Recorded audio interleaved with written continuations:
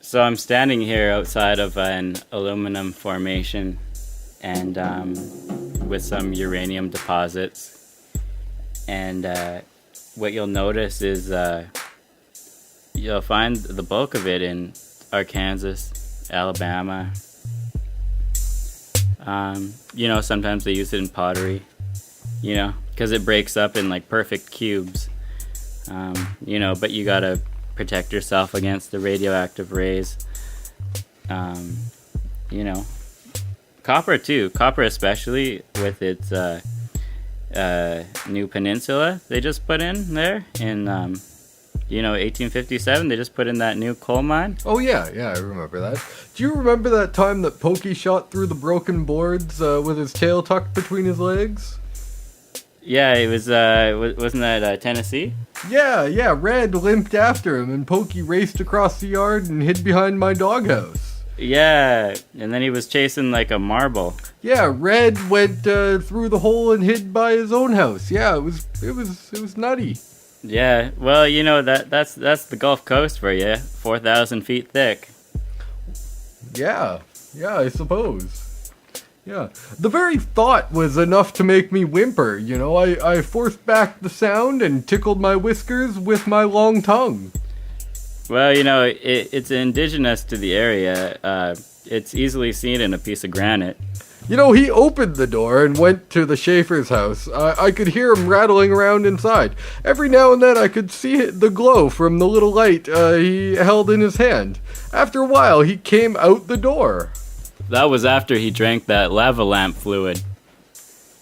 Yeah, those are crazy times. Shaking away, shaking away, and shaking. Or even Britain under Margaret Thatcher.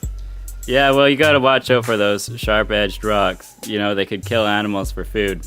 It's like the Industrial Revolution. It was brutally dismissed in the center of the historical age.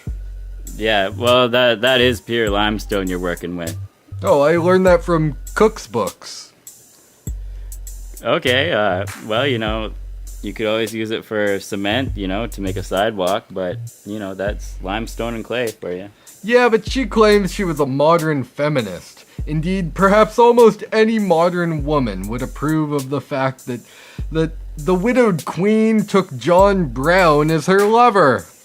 Yeah, well, that's the yeah, that's like, it's the whole... normative. The fishermen and, like, you got all kinds of things going on with the esophagus. Well, subsequently, the Duke of Windsor... Yeah, the Duke of Windsor struck a joyful nickname for me, and it was great. It was funny. It made me laugh a couple times. Not even Lloyd George or Winston Churchill has played what is termed as patriotic card and such sustained self-consciousness as the success of Margaret Thatcher. Yeah, well, that's small time. That's smallpox. That's something you don't want to siphon, It runs through your sinus, and it's from Siberia. But everyone was being stubborn and stupid. What if everyone else is right, and we shouldn't have had more than 2 children in our family? Well, a teaspoon of telemarketing goes a long way, if you believe me. Well, that's unprofessional. Perilous. Yeah, well, you gotta watch your waistline, those cheesies, those hot dogs, those craft singles, it's all adding up. Yeah, but he's 12. He acts very old. And, as he waited for the game to appear, he wished that he would simply lose it. Lose the battle badly and completely. And they would remove him from the program. Punish him however they wanted. He didn't care. Then he could just sleep. Yeah, you could sleep under the yucca tree, or you could sleep under a maple tree, or you could sleep under a pig's blanket. Yeah, or this room where the McCloyd's 2 young grandsons, Gordon and Matthew, often stay on weekends, or where Faye stays time from time, too lazy to go home, or in need of family walls, spends the night. Yeah, isn't that in between Trinidad and Pakistan? Oh, what a sweet name, man. You know, the city realtor, he was 44 when he collapsed during a marathon. And he needed to beg his callus because it was large and cracked, especially on the heel.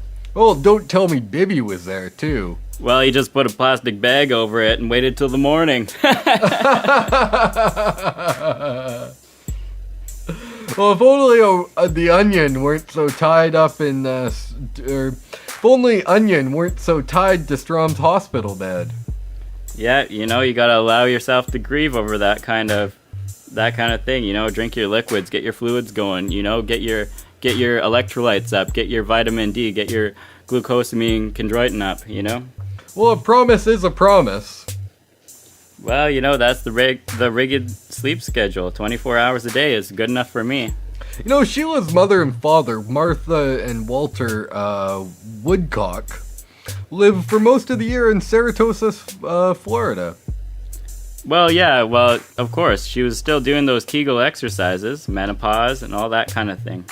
Well, he and Faye, they first lay down together on his bed on the cool, clean blue blanket, lying on their sides, facing each other.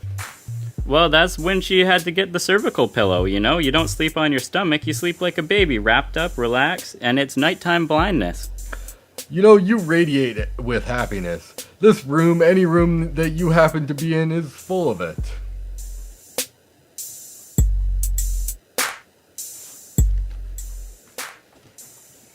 Now, keep one leg up.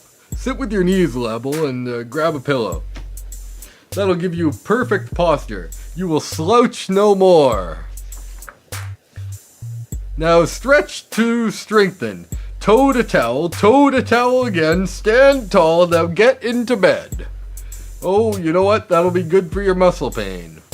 Linden tea, willbark, black elder, and ice. That's good for a fever. Now, if you ever attempt to stand here in front of the happening, you know, you gotta get back in balance and begin to eat well. You'll peel off the pounds, and you get back in balance also by resting well. So you get good sleeps. You take deep breaths when you get headaches, you know, and then when you look up into the space here, you'll see right about here. The trifecta. That right there is the trifecta. And yeah, it's a beautiful, beautiful thing.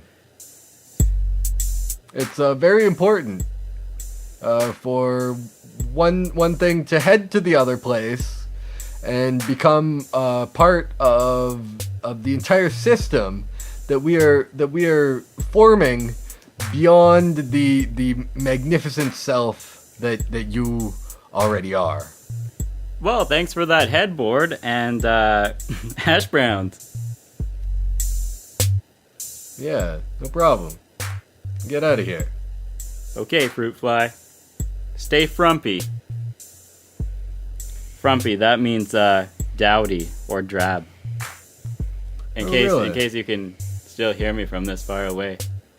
Oh, but I guess you can't hear that I'm saying some stuff that you can't hear. Anyways,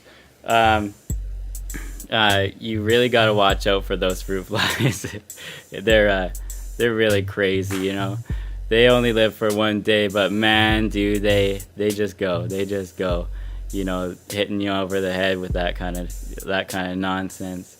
Sorry about that guy earlier in the video. He clearly didn't really know what he was talking about with the gazebo structure, and I